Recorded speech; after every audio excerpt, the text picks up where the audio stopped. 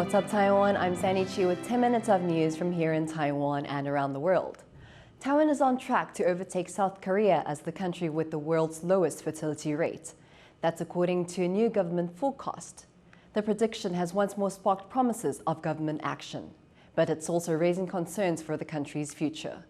John Van Trieste reports. These are some of Taiwan's newest citizens. And while their parents welcome them into the world, the children are also a grateful addition to a society that's rapidly aging. Taiwan's National Development Council has predicted a slight uptick in births over the coming years.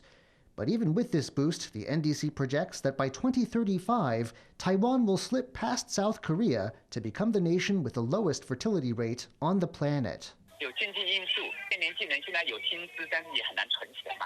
南韩跟台湾一样，结婚跟生育两个关系非常的密切。只要结婚一往下走，生育就会往下走。结了婚并没有离婚的，这现在目前婚姻关系还在的。我们的有偶率下降的速度比韩国快很多。The government has pledged more money for its childbirth subsidy programs. 投入的金额也大幅增加，从100多亿变成。明年的预算可能会超过1000亿，甚至于对于这些所谓的不孕症有意愿想要生小孩子的部分，然后给予补助，所以这个部分在今年也看到一些成效。But on the street, concern for Taiwan's future remains. 人口少，这个是国家的国安问题，这不是只有家庭问题，也都没有人上班或没有人做这些事情的时候怎么办？ And if the government's projections are correct, Taiwan's shrinking population could remain a serious issue for years to come.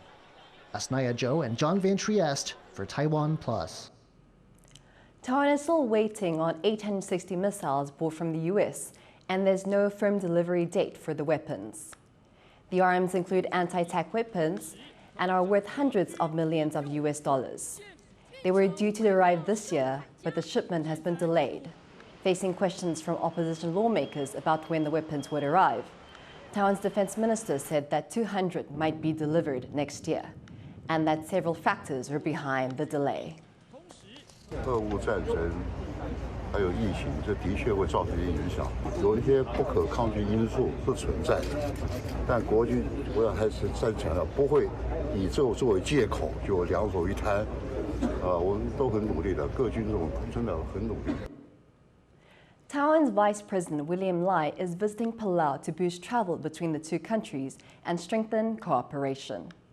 Taiwan last month opened to visitors after more than 2 years of strict COVID border controls. The country's flagship carrier, China Airlines, plans to resume regular flights to Palau later this month. The Pacific island nation is one of Taiwan's 14 remaining diplomatic allies. 我们非常期待经由这一次的访问。 能够增进两国之间的合作，不管是在外交，或者是观光、医疗、教育、文化跟其他的面向，都能够有更进一步的进展。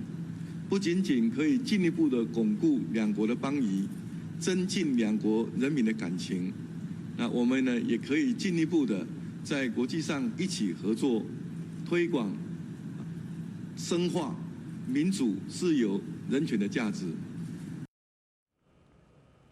The Disneyland resort in Shanghai has been locked down for the second time in a year, after 10 cases of COVID-19 were reported in the city.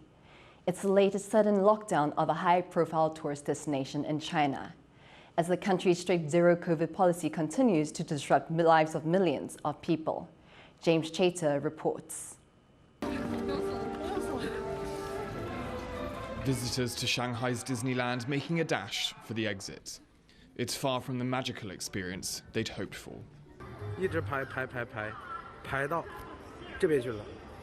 This was the line for mandated COVID tests. After 10 cases of COVID were reported in the Chinese city, the theme park proceeded to lock visitors inside. Guests had to return a negative COVID test before they were permitted to leave. For those that got out, it was a memorable experience, but for all the wrong reasons.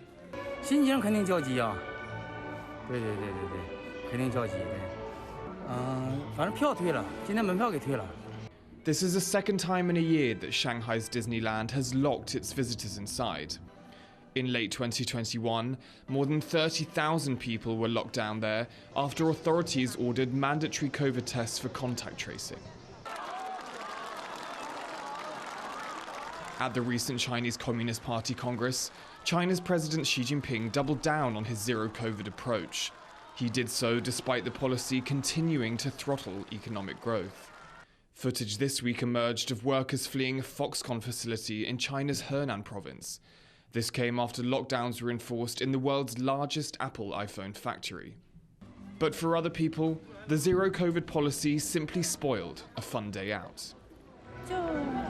有点失望嘛，因为我们今天在里面等了，其实时间蛮久的嘛。然后我们特意从深圳飞过来，为了万圣节，因为它有限定的那个烟花。然后呢，今天花车也没有，烟花也没有，反派的那个巡游也没有，就什么都没看到。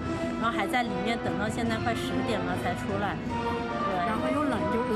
对。There appears to be no end in sight to China's zero-COVID policy. And while the threat of sudden lockdowns remain, future visitors to Shanghai's Disneyland may also find out that it's a small world there after all. Klein Wang and James Chater for TaiwanPlus. Returning to Taiwan now, young Lihwa, the acclaimed Taiwanese opera performer, has been awarded a special honor for her contribution to the traditional arts.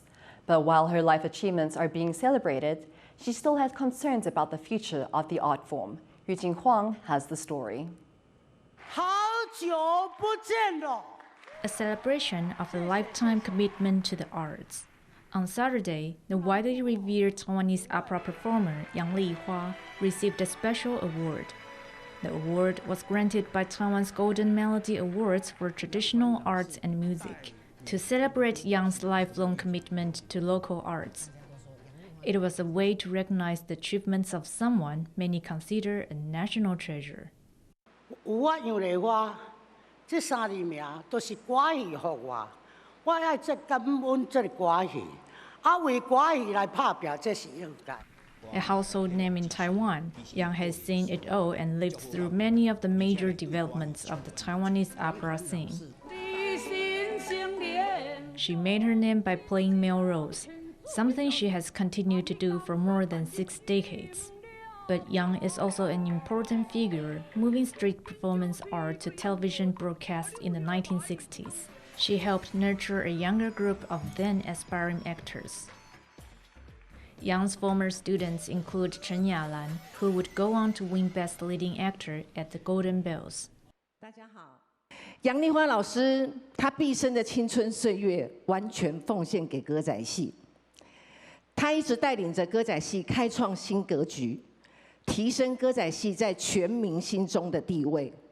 所以叫我讲，杨丽花等于歌仔戏，歌仔戏等于杨丽花。我确实食老无认老，唔退后，向前冲，什么都无计较。这个艺术的万底千家，继续要搁再甲留。啊，若留甲无喙齿。 Despite their influence on the scene, both Yang and Chen have voiced their concerns about the future of Taiwanese opera. They worry that in a world where audiences are overwhelmed by forms of entertainment, traditional performing arts are at risk of losing their audience. But even though they realize the challenges, the pair are committed to working to ensure they keep their craft alive and relevant however they can.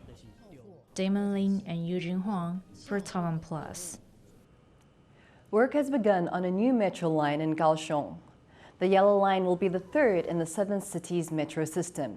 It will stretch over 20 kilometers and is expected to transport around 180,000 passengers a day. The price tag amounts to almost $4.5 billion US. City officials hope that the line will be operational by 2028.